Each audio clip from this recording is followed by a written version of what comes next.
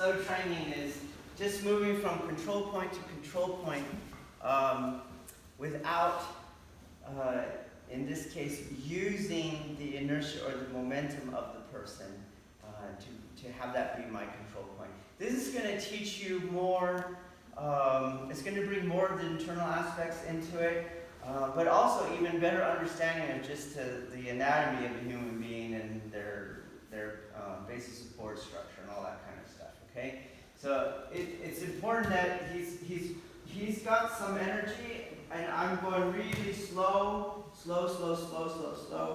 And I am going to keep working these things in a way that, so let's say if he were to resist, it just works in the Kuzushi, you see? So that I have control, and then I'm going to do it in a way, everything in a way that try not to fall, that he has to fall. Boom, control. Move.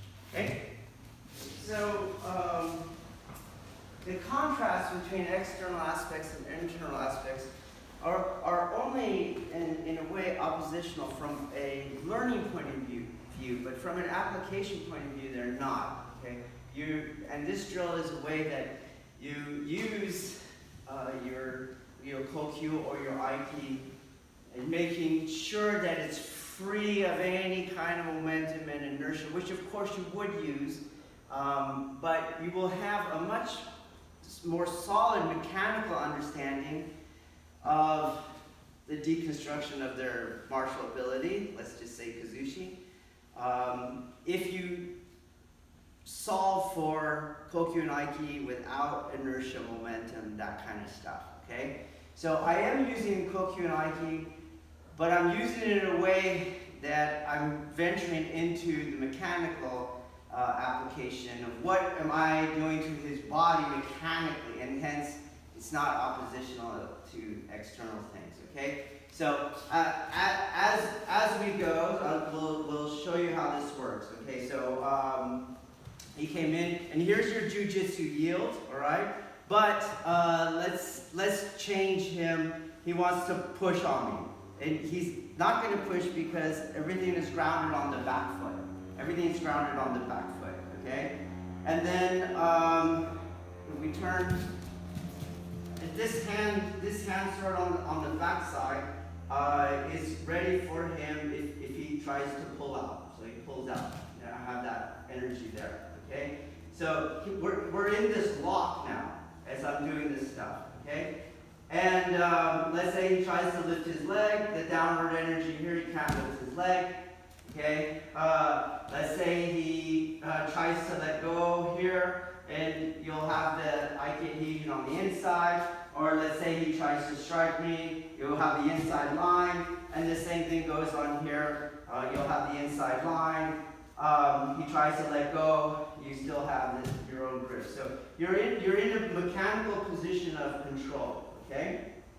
And as you move, you should be doing the same stuff. So as I'm about to enter, I'm going to bring him around in a way that you're just making all of that worse. Okay? So again, let's say he tries to let go on the top hand. You're going to have the inside hand. And he lets go on the top hand. It's like chess. You're going to set up the dilemma of the idiminage because you're on the inside. So everything is working that way. Now, I don't want him turning either. So let's say he tries to turn and he's not going to turn. He goes into his base. He tries to turn the other way. He's not going to do it. And of course, you have the same dilemma. So he's turning this way. He turns that way. You're going to set up the idiminage.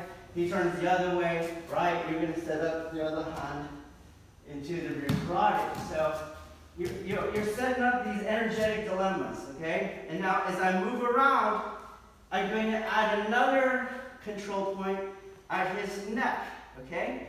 And it's the same thing. So if he lets go, you still have the arm.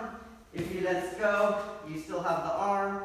But you now have a more direct control of his center line through his spine. So you should use it. You should not be going around this.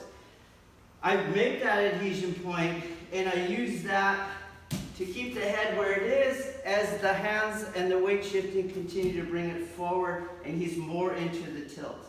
Okay? So again, if he lets go, it's almost irrelevant. It's going to be yin space that I can use to enter. Do it again. It's going to let me enter. If he lets go on the other hand, the head is already under control. I made that hand redundant with the head control. All right, now let's just say he just resists and tense. Well, it all goes into the same ground vectoring. And then as I come into the throw, I do the throw. I'm not going to use momentum and take him out.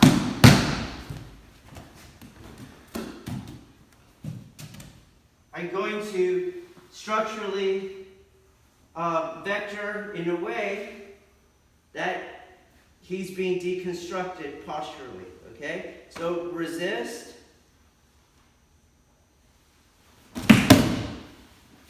And I want to carry that idea all the way through. So even when I get to the end, I don't go momentum. I keep pressuring his center. So I'm here, and I look for the hip lock now. The hip lock and the head lock. And that's what does the throw. So I have mechanical control the entire time. Boom, boom, pop. Same even on a Nikyo. Not out here where his hands are. So, boom. I gotta get to the inside. Inside. So he lets go. I'm on the inside. Boom. He tries to push and ground vectory. He tries to pull, it just feeds the Nikyo. Okay? And then the same thing. Don't tilt him over himself. Keep structurally compressing. Pull. Till it's deconstructed. Kaiten, around, boom, pull, no, push, no, it's not going to work. But then don't go momentum. At this rate, mechanically make sure your throw is happening. So resist.